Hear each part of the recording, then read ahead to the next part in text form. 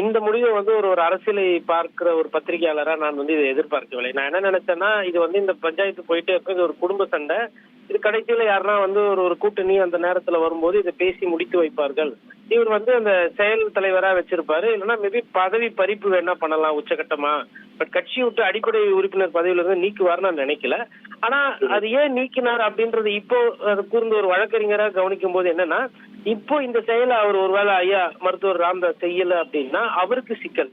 ஏன்னா இந்த சைடு வந்து போட்டி பொதுக்குழு அப்புறம் உறுப்பினர் சேர்க்கை, பதவிக்கு ஆட்களை நியமனம் பண்றது, அந்த மாதிரி கட்சி வேலைகளை செய்ய ஆரம்பித்துக் கொண்டிருக்கிறார் அன்புமணி ராமதாஸ். நாளைக்கு வழக்காடு மன்றத்துல போகும்போது எனக்கு ஆல்ரெடி அதிகாரம் கொடுத்துட்டாங்க, அதுதான் கரெக்ட், அதுக்கப்புறம் நாங்க செயல்படுறோம் அப்படின்னு வந்து சட்ட சிக்கல்லாம் வரும். அந்த சட்ட சிக்கல் வராம இருக்கிறதுக்கும் தன்னுடைய கட்சியை பாதுகாப்பதுக்கு வேண்டி தன்னுடைய சொந்த மகனாக இருந்தாலும் பரவாயில்ல கூட அப்படின்னு சொல்லிட்டு அது அடிப்படை பதவியில இருந்து நீக்கியிருக்காரு. இது வந்து இந்த கட்சி நீக்கம் பதவி பறிப்பு வாரம் மாதிரி அது மாதிரி எடுத்துக்கலாம். அந்த தொலைக்காட்சிகள் சொல்லுவாங்க, இந்த அரசியல் வந்து களம் வந்து சூடு பிடித்து விட்டது.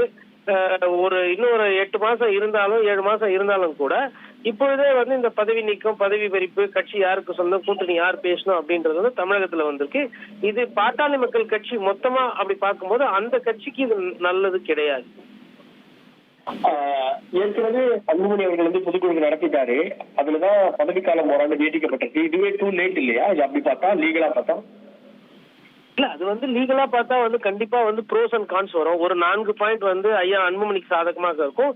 ஒரு 4 பாயிண்ட் வந்துட்டு ஐயா பெரிய மருத்துவர் ராமதாஸ் அவர்களுக்கு சாதகமா இருக்கும். பட் இது வந்து நம்ம ஆல்ரெடி அதிமுகல பார்த்தோம். கட்சி யாருக்கு சொந்தம், ரெட்டலை யாருக்கு சொந்தம் போது அது என்னதான் வந்து ஒரு 90% தீர்ப்பெல்லாம் கோர்ட்ல வந்துட்டாலும் இன்னும் அதை உரிமை கோர்ற அந்த வழக்கு அந்த விஷயங்களை வந்து அதிமுகல இருக்கிறவர்கள் முன்னாள் அதிமுக நிர்வாகிகள் யாரும் விட்டு கொடுப்பதில்லை. சசிகலா அவர்களோ இல்ல ஓபிஎஸ் அவர்களோ அந்த மாதிரி அதே மாதிரி ஒரு பிரச்சனை இங்கே வர்றதுக்கு வாய்ப்பு இருக்கு. பட் இங்க வந்து என்ன வந்து ஒரு முடிவு வரும்னா 7-8 மாசத்துல தேர்தல் வரப்போகுது. அப்படி இருக்கிற சூழ்நிலையில மக்கள் யாரை விரும்புறாங்க, மக்களை யார் ஏத்துக்கிறாங்களோ மக்கள் செல்வாக்கு இருக்கிறதா கட்சி. அது பேப்பர்ல நீங்க வச்சிருக்கிறதுன்றது வேற. மக்கள் செல்வாக்கு யாருக்கு இருக்குன்றது இந்த தேர்தலில் வந்துட்டதுனால பாட்டாளி மக்கள் கட்சியில இது மாதிரி ஒரு பிளவு இல்ல கட்சியை விட்டு நிறைய பேர் நீக்கிறாங்க, மாற்று கட்சிக்கு போறாங்க, இல்ல தனியா கட்சி தொடங்கினாலும் உண்மையான பாட்டாளி மக்கள் கட்சி எது, யாருக்கு அதிகமான செல்வாக்கு மக்கள் ஓட்டு வாங்குறாங்களோ அவர்கள தான் அந்த கட்சி போகும். தொண்டர்கள் அங்கதான் போய் நிற்பாங்க. அது வந்து என்னுடைய கட்சின்னு மருத்துவர் ராமதாஸ் சொல்றாரு. நீ வேணா தனி கட்சி ஆரம்பிச்சுக்கோ அப்படின்னு அன்புமணிக்கு ஒரு அறிவுரையும் சொல்றாரு. அன்புமணி இதை எப்படி எடுத்துக்குவாரு நினைக்கிறேன்?